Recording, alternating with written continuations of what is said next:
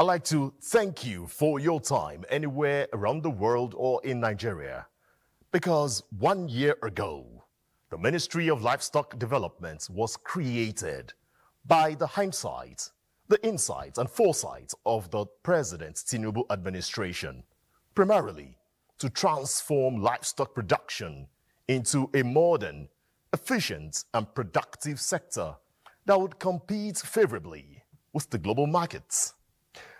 The youngest ministry has set a trajectory for takeoff with emphasis on promoting ranching, pasture cultivation for feed efficiency, improving animal health, business orientation and livestock infrastructure nationwide. Not only that, the ministry is striving to advance Nigeria's agriculture value chain by carrying small-scale livestock farmers and encouraging private sector participation for wealth creation. This is Reshaping Democracy. I'm Ayodeji Makinde.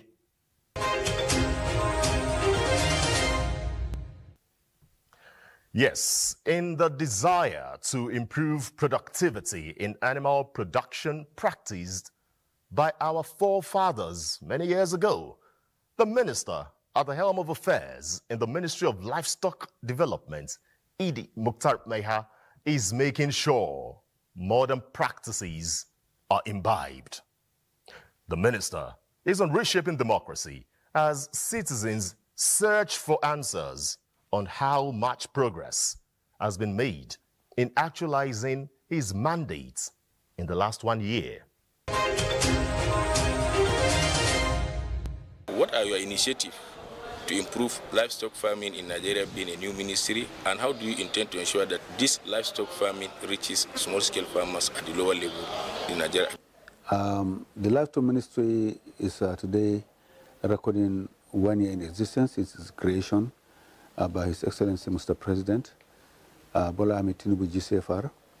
And since our arrival on the scene, being the youngest ministry, we have been able to form our team. We've been able also to craft out a strategy to provide a trajectory for the ministry.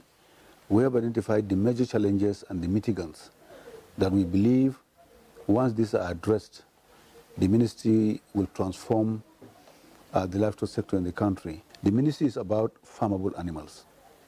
When we say about farmable animals, we are talking about the honeybee, the rabbit, the pig, the sheep, the goat, the donkey, the horse, the cattle, the camel, and everything around them in terms of feed and fodder, in terms of health, in terms of quarantine, in terms of setting the standards for operations, including dairy and beef. So everything along that gamut is what we talk about farmable animals. Now, talking about the transformation we are doing. Number one, what is the character or characterization of our own livestock today? They are all in the traditional holding. That is to say that our husbandry practices are still poor. They are not modernized. The breed we are dealing with, they are also indigenous. They have not been upgraded in terms of genetic, in terms of performance, in terms of productivity. So this is what we are looking at. They still roam the countryside. There is no definite, defined, deliberately grown pasture for animals to go and graze. So that means that we are still doing what our great-great-great-parents did with livestock. So the ministry today, again, is also looking at the management of diseases and health of those animals. If you are doing poultry, do it the modern way, that where you can drive the full benefits. How do you do the modern way? Number one, we have to start from genetics. Are your genetics superior? What are you getting from them in terms of productivity? Let me give you an example, for instance. If you look at our indigenous pigs, what is the rate of farrowing? How many piglets do they give you for one birth? Are you getting the optimum from there? Probably here they give you 5 to 7 liters. Liter, I mean piglets. Our superior genetics will give you almost 20 piglets per birth, per farrowing. You have to look at the rate of growth. How many kilograms can they add in a day? And that means that they mature early. It also means that by the time they are slaughter age, they would have put up their maximum weight gain, and you have a lot of carcass. Compare that with our indigenous pigs. This is what we are looking at. If you now move to cattle, you are talking about how many kilograms of milk are you getting from your mama cow, from the Nigerian mama cow. On the average today, we are getting 1.2, 1.5 to 2 liters per cow per day. Is that what their counterparts are giving elsewhere? By modernization, we mean here, we bring superior genetics so that we leapfrog our indigenous mama cows from giving us 1 to 2 liters to 15, 20, 30 liters per day. This is what we mean by modernization. Part of the modernization process as well, again, is to deliberately and consciously cultivate pasture, grass meant to feed animals. You grow your own fodder rather than moving from point A to point B, scavenging the countryside and looking for fodder. So that is part of modernization. And in growing pasture, we are going to consciously aggressively address that by getting pasture seeds and training even small farmers to get into pasture cultivation. Even if you are not doing animals, you are not keeping livestock yourself, you can take pasture cultivation as a business. And no one says that you cannot do 2 hectares, you cannot do 3 hectares, you cannot do 50 or 100 or 2,000 hectares. No, you can do according to your own capacity. The whole idea today is to imbibe that culture, that business sense of maybe saying, look, I will grow fodder for animals, for animal keepers to buy. How are you going to leverage on technology to improve on the productivity of the livestock sector in Nigeria? And what arrangements are you making towards that? Thank you. That question coming from University Don. I think he knows the answer. Technology here, what comes to mind? Once you're talking about productivity, it means 2 things. Number 1, you are talking about the application of technology. It could be on a small unit area, it could be on a wider area. But here again, technology, we are talking about genetics. Generally, 3 things make an agricultural livestock enterprise successful. 3 things. Number 1 is the genetics. Number 2 is the management. And number 3 is the marketing. For genetics, if you are an agronomist, you are dealing with agriculture cultivation, you need hybrid seeds, improved seeds. Early yielding, high yielding, early maturity, as well as resistant, adapted to our environment. Technology has to be in the driver's seat. If you are dealing with livestock, we have just finished talking about genetics. You have to come with superior genetics. I gave the example of milk yield. From 2 liters, we can leapfrog our indigenous cattle when we cross them with superior genetics to 15, 20, 30 liters per cow per day. And that is the role of genetics. Number 2, the role of genetics again is in pasture cultivation. Rather than getting grasses that are part of our natural biodiversity, whose nutritional value have not been confirmed, or has been confirmed to be poor, much poorer than the Digitaria, Brachiaria, the Marandu, the Mombasa grasses that we have around, the Napier grasses we have around. So you bring technology and make sure that, look, these grasses are superior in terms of biomass yield per hectare, in terms of rate of growth, per planting season, in terms of resistance to diseases, in terms of being also drought resistance, and in terms of yield per hectare. For instance, if you look at the hybrid, the Super Napier, you can get, if the land is irrigated, 350 tons per hectare per annum. That's what you are going to get. And it is huge. So that is the role of technology. Now again, if you come to real meat production, for instance, if you look at our meat breed, which of course we do not have, but also remember that there are 2 kinds of cattle in the world today. You either have the dairy line or the beef line. Of course, there's a third thin line that we call dual purpose. They can give you both milk, they can give you carcass weight of beef, etc. But they cannot give you as much milk as the pure dairy line. Now they can put on weight as much as the pure beef line. So if you are talking about beef today, in terms of technology application, you go for the spirogenetics. Again, if you are talking about breeding, if you apply technology, which this ministry today is going to start very soon, there are 3 breeding methods. One is the natural servicing, where you have bulls coming to run around the mama cows and service them. The second one is artificial insemination, where you get the semen and then get in straws and then you inseminate thousands of animals from one bull. The other one is what we call embryo transfer, and that is the high-end application of technology in animal breeding.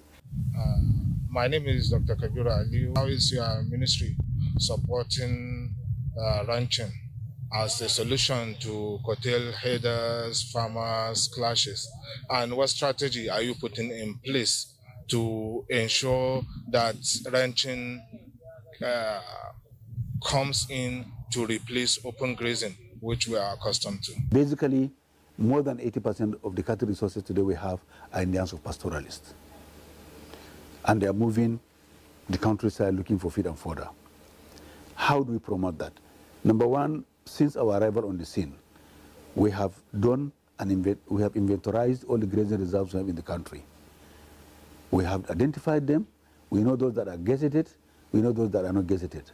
We know their locations. We know their topography, and we know their suitability or otherwise in terms of receiving animals. As of today, the ministry is working with the subnational government, the state governments, to make sure that these grazing reserves have been rehabilitated. We have 417 of them across the country, totaling almost about 5 million hectares of land. And the intention of the ministry, and of course we have already launched this scheme. A model today was being launched at Wuse with the full support, political support and cooperation of the good government and governor of Plateau State. And Wuse was gazetted in around 1957 or thereabout. It's a very, very old grazing reserve. It's about 100,000 hectares of land.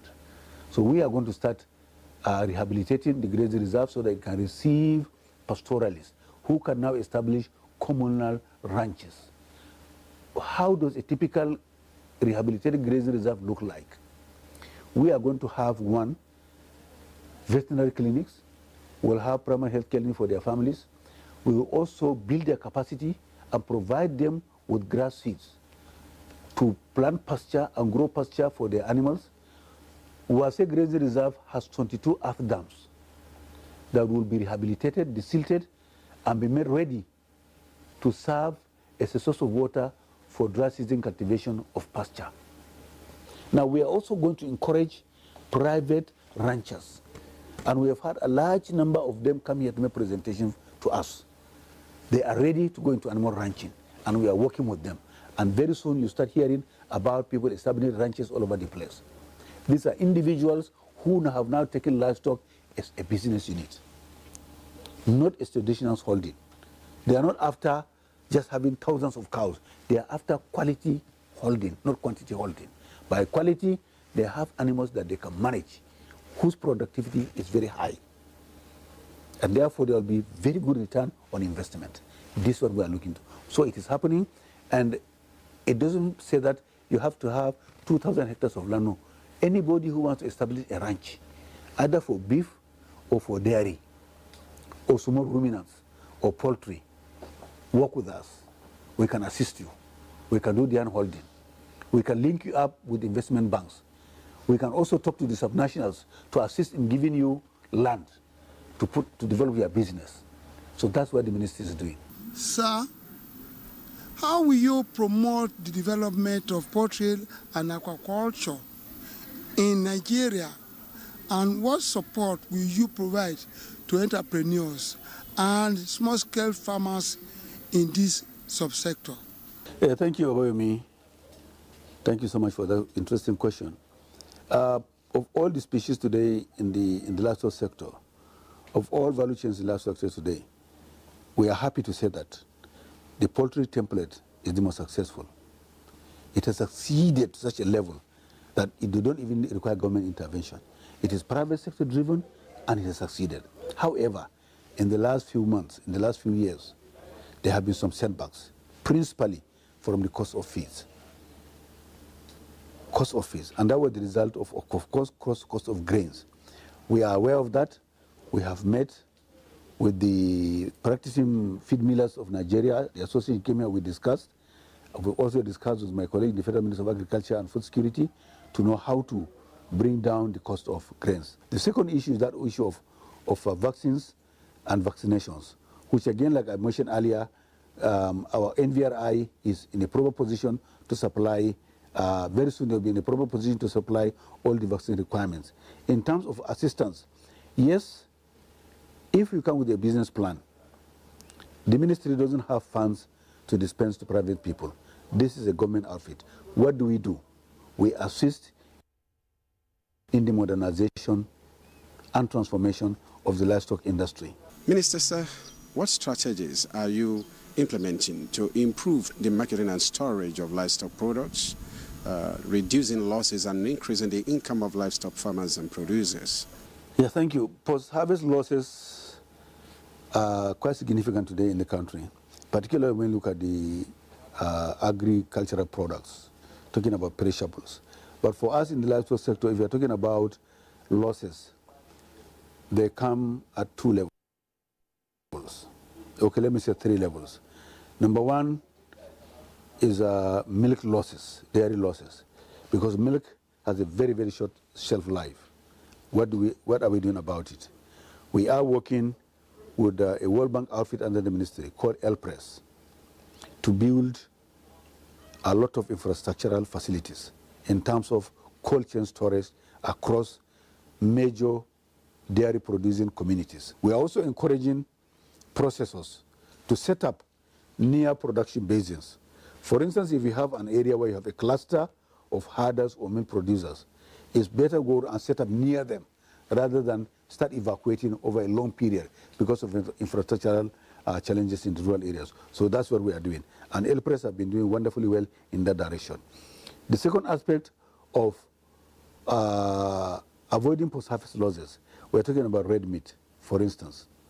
If you process red meat, whether it's an open manual slaughterhouse, slaughter slab, or you have a modern abattoir with cranes and everything, you require cold chain storage, packaging, and transportation. And today we are working with the red meat operators. Today we have inventorized almost about 20 modern abattoirs across the country, and many more are coming up.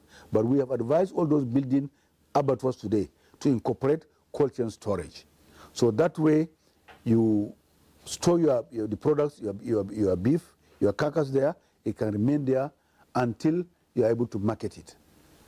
And aside from that, we are also encouraging, rather than trading in live animals from the north to the south, it's been happening from time immemorial. We are advising today, and we do believe that there is a huge value in processing meat from one area and transporting the meat to the areas where it is being marketed, where it's being consumed. So we are working on all the 3 ends to ensure that, number one, we develop the red meat industry with good hygiene, international practices, certified. These animals are slaughtered here, and you gain from all the other byproducts: the blood, the feces, the bones, the marrow, the horn, the hoofs, the skin. All of them are value. Then you process it, package it, and take it to the supermarkets and other off-takers at the market basin. So this is what we are looking at. What strategies or measures is your ministry putting in place, especially in Enugu, to support the small-scale livestock farmers to improve their produce? We have identified 10 pillars to achieve this. We're looking at feed and fodder, we are looking at genetics, we are looking at animal health, we are looking at creating of those value chains, we are also looking at waste and water management, all across the board. This is what we are looking at. So that is what transformation is all about, to leapfrog this sector from where we are today. We have just crafted our own livestock, national livestock growth acceleration strategy. We are on a trajectory today in the next 5 years, we want to grow this sector to $74 billion. And every state, from Borno to Calabar, from Abeokuta to Sokoto, is a shared prosperity. Every aspect of this Nigeria, there's livestock. Nobody will feel marginalized. We are talking about the honeybee, we are talking about the pig, we are talking about the rabbit, we are talking about the goat, we are talking about the sheep, we are talking about the cattle, we are talking about the donkey, we are talking about the horse, we are talking about the camel. Whoever you are in this country, invariably in 24 hours, you will come in contact with one or more of these species. My name is Tobenna Obe. I am a farmer based in Enugu, a livestock farmer based in Enugu. So, Honorable Minister, I would like to know, in the reforms that you're bringing on, the young ministry is bringing on, have you included robust, realistic agri-insurance policies for livestock farmers? If so, were farmers engaged in crafting those policies? Obi, the one name. Emela, thank you for that question. About insurance, we are taking some lessons from East Africa. Livestock insurance in the country has not been happening because of certain considerations. You've had a lot of animal rustling, a lot of disease outbreak, so many things have been happening, and that probably have been pushing people away. But we have contacted IRI, International Livestock Research Institute in Nairobi. We are talking along with them. There are elements, a lot of it's happening in East Africa. We want to learn some lessons from there, and we are going to tweak it to fit our environment. Not to say that we are not listening to Nigerian Agriculture Insurance Corporation. We are talking with them. We are also trying to come up with policies, with products to cover the livestock sector. So we are doing that. Just like you can insure your crops, you can also insure your livestock.